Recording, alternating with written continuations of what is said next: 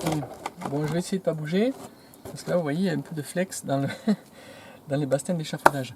Ici, vous voyez la gestion de l'œil de bœuf. Donc, je vous rappelle que la façade sud, j'ai pris la décision de la faire par des gars du métier, des induiseurs, une scope qui sévit dans le coin, et pour plus de sécurité. Pour ma part, moi, je vais m'occuper des façades qui sont beaucoup moins exposées à la pluie et aussi moins techniques, même si il y a des changements de support. La gestion de l'œil de bœuf, quand même, est quelque chose qui, pour, en tout cas, ce qui concerne les enduits extérieurs, est d'un autre acabit que pour les enduits intérieurs. Pour les enduits intérieurs, vous avez vu que c'était assez aisé de pouvoir faire un petit peu ce qu'on voulait avec la terre. Il n'y avait pas tant de contraintes que ça, si ce n'est qu'à la fin, l'enduit de finition devra quand même apporter une étanchéité à l'air convenable. À l'extérieur, la gestion de l'enduit sur tout le pourtour de l'œil de bœuf est clairement un point technique de la façade. Pourquoi? Parce qu'il y a beaucoup de bois, beaucoup de changements de matière, on passe du mortier au bois, à la fibralite. Le but du jeu, c'est qu'il va falloir que tout ça ne fissure pas et bien évidemment tienne sur le bois. Donc pour tenir sur le bois, contrairement à l'intérieur où vous avez vu j'ai utilisé de la canisse, c'est assez peu préconisé par contre à l'extérieur. Tout simplement parce qu'il peut y avoir, l'enduit va être mouillé, sec, et ça va détériorer le support. Donc on utilise plutôt ce que l'on appelle du nergalto. Donc c'est une espèce de grille que l'on façonne au marteau concrètement, qu'on vient fixer et qui va faire l'accroche de notre enduit. Vous voyez. Le GoPti a été projeté sur toute la façade sud. Là, moi maintenant, vous allez venir avec moi, je vais le projeter sur la petite partie qui est sur le même support, sur le mortier grèbe. Là, le but du jeu, vous l'avez compris, c'est de créer une accroche pour que l'enduit de corps tienne bien. Donc, là,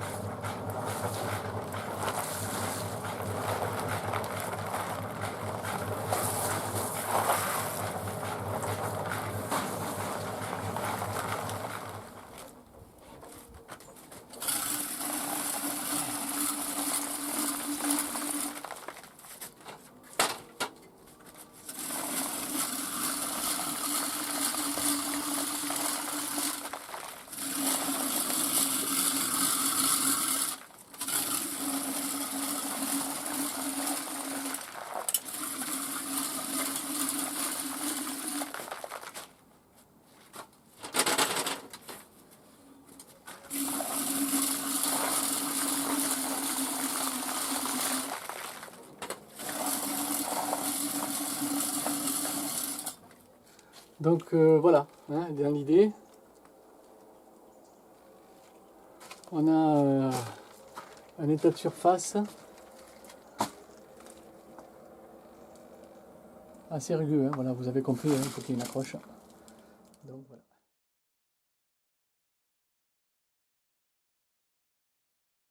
Donc la couche de corps est en cours. À peu près les 2/3 ont été faits. On voit donc bien évidemment c'est tramé, tout est tramé en intégralité.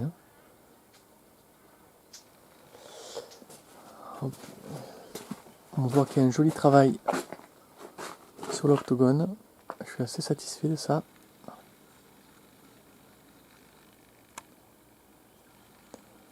Et voilà, donc je pense qu'il y a une ou deux petites journées de travail encore. Et on rentrera dans le séchage. L'enduit de corps est encore en cours sur cette menuiserie. Hein, vous pouvez voir qu'on est sur une belle épaisseur. Hein. Pour la couche de corps, on a un bon centimètre et demi, facile. Donc on devrait avoir un enduit fini qui devrait faire quasiment 2 cm, 2 cm et demi. Pour la couche de corps, ici nous utilisons de la chaux hydraulique NHL2 avec une proportion grosso modo de 1 pour 2 et a été ajouté à ce mélange de la fibre de verre en paillettes pour fibrer en plus de la trame le mortier de corps, la couche de corps sur la façade sud. Voilà, comme sur toute la maison, on essaye de prendre plusieurs sécurités. Donc là, c'est vrai que comme on alterne régulièrement mortier, bois, mergalto, fibralite, etc., ils ont préféré jouer la sécurité et je suis tout à fait dans cette philosophie-là pour que l'enduit soit au maximum résistant.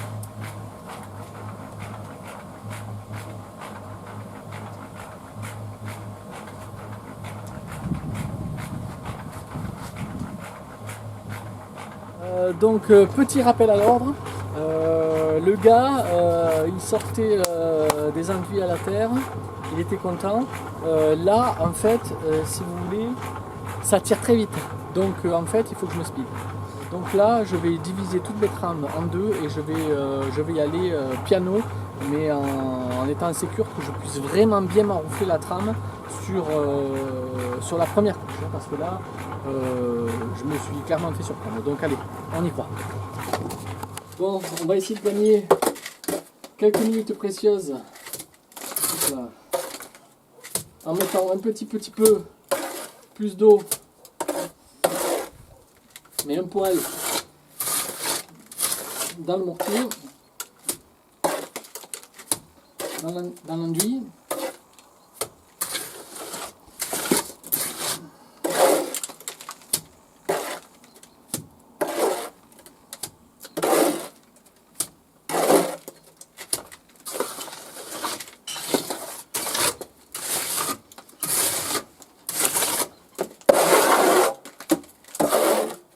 Et on va essayer de faire tout le montant de la baie.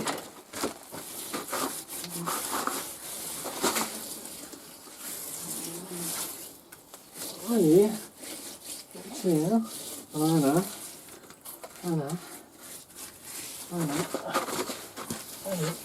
allez, ces deux, voilà.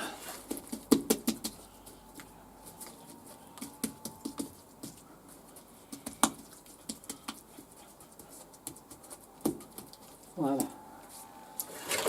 L'idée c'est de reprendre l'angle avec un petit triangle, de manière à ce qu'il y ait du recouvrement partout.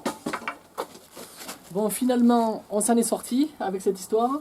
Le mur est terminé. Au jour d'aujourd'hui, toutes les couches de corps sont posées, sont mises en œuvre. Donc ça, c'est une très bonne nouvelle parce que c'est quand même une grosse partie du travail des enduits. Donc là, il a fallu que je mette la pression. J'ai fait le choix rapidement de diviser mes laits de trame en deux, voire en trois sur le linteau pour pouvoir avoir le temps, en respectant bien sûr les chevauchements entre chaque lait. Mais du coup, ça m'a permis de travailler un petit peu plus sereinement. Même là, sur cette dernière partie, j'ai rajouté un petit peu plus d'eau dans mon mortier, ce qui m'a permis d'avoir un petit peu plus de temps, parce qu'il y avait quand même une belle surface. Voilà, j'ai bien récupéré l'angle que les collègues m'ont fait. Il y a un plan correct hein, sur tout le mur par rapport à l'épaisseur d'enduit qu'ils ont posé et celle que j'ai posée. On est NIF, donc ça c'est bien. Prochaine étape pour ce qui concerne les enduits, ben déjà c'est laisser sécher tout ça et ensuite viendra l'heure de l'enduit de finition.